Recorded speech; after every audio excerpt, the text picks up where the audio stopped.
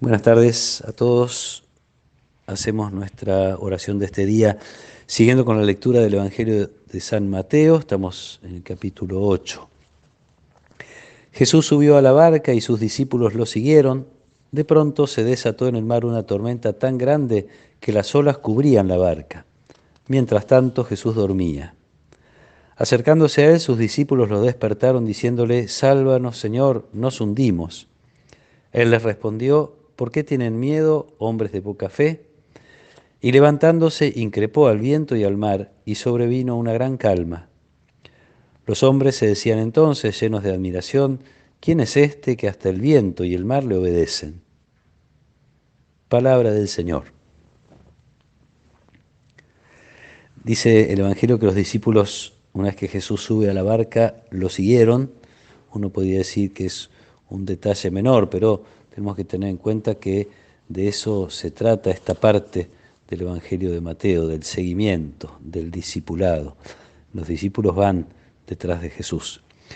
Con este acontecimiento que hemos compartido varias veces, la tormenta que se desata fuerte, peligrosa sobre la barca y Jesús que calma esa tempestad. Después de lo cual, cuando llegan a la orilla, nos va a contar Mateo que Jesús cura a un endemoniado.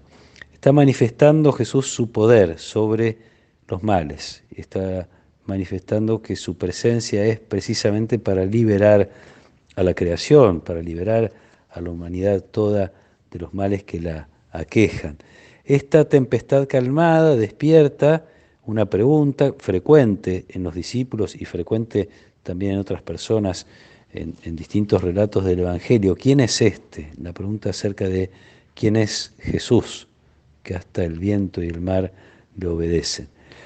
Una pregunta indispensable, una pregunta que necesita respuesta, porque de la respuesta que se dé a esta pregunta dependerá la fidelidad o no en el seguimiento.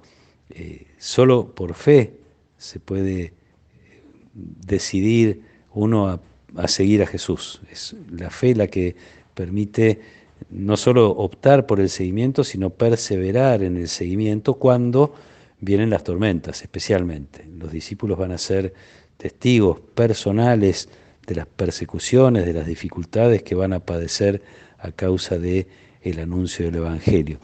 Los discípulos de entonces, casi inmediatamente, los discípulos de todos los tiempos. El anuncio del Evangelio siempre provoca rechazo.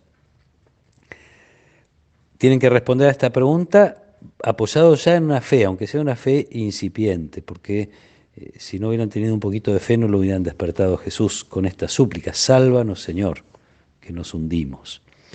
Un poquito de fe, esa fe que tiene que seguir creciendo, una fe probablemente parecida a la nuestra. Nosotros recurrimos a Dios cuando realmente tenemos dificultades, ojalá no solos cuando tenemos dificultades, pero recurrimos cuando tenemos dificultades, pero muchas veces nuestra oración se hace conservando todavía un poco de temor. Por ahí es para nosotros también el reclamo de Jesús: hombres de poca fe, ¿por qué tienen miedo?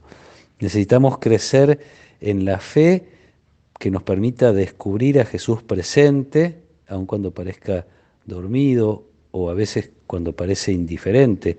Nos puede pasar que tengamos esta sensación de que Dios está como lejos de nuestros problemas, nuestras dificultades. Descubrir a Jesús presente cumpliendo su promesa, esa promesa que le dejó a los discípulos antes de ascender: «Yo voy a estar siempre con ustedes hasta el fin del mundo». Siempre a lo largo de la historia y siempre en todo momento. Voy a estar siempre con ustedes.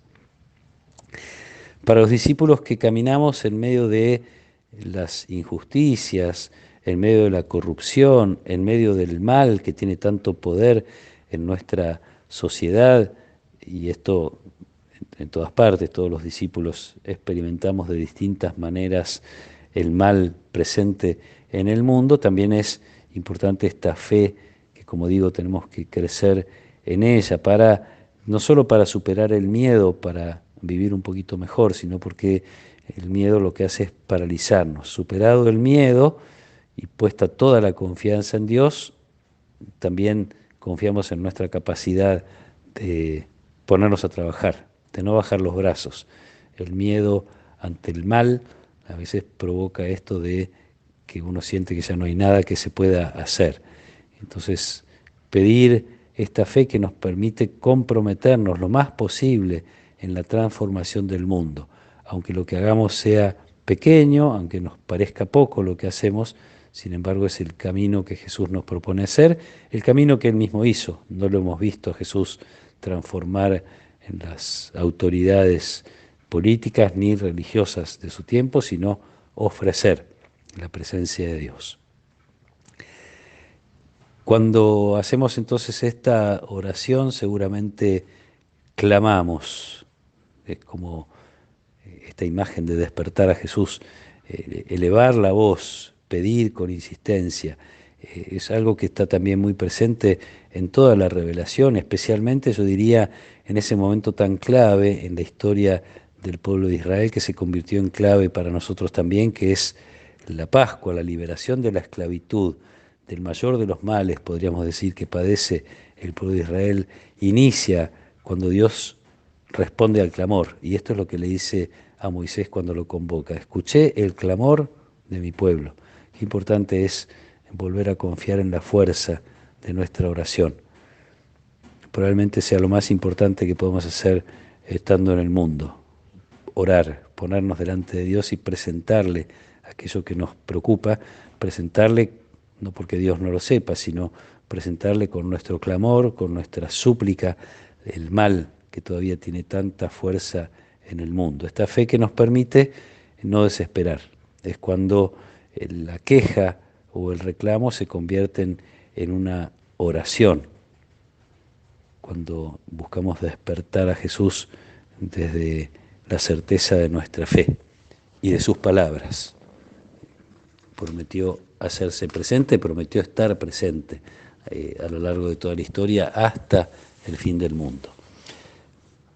Pidamos esta fortaleza que nos da la fe, pidamos crecer en la fe, que nos permita no temer, que nos permita enfrentar las dificultades, confiar plenamente en el poder y en la presencia de Jesús en nuestra vida, incluso en la presencia de Jesús capaz de transformar los males que aquejan a toda la humanidad. Confiemos cada vez más en Él, que nuestra fe sea tan fuerte que a través de nuestra oración y de nuestro compromiso la hagamos también nosotros presente a Jesús en el mundo. Que el Señor nos acompañe en esta tarde, que nos proteja y nos bendiga, en el nombre del Padre, y del Hijo, y del Espíritu Santo. Amén.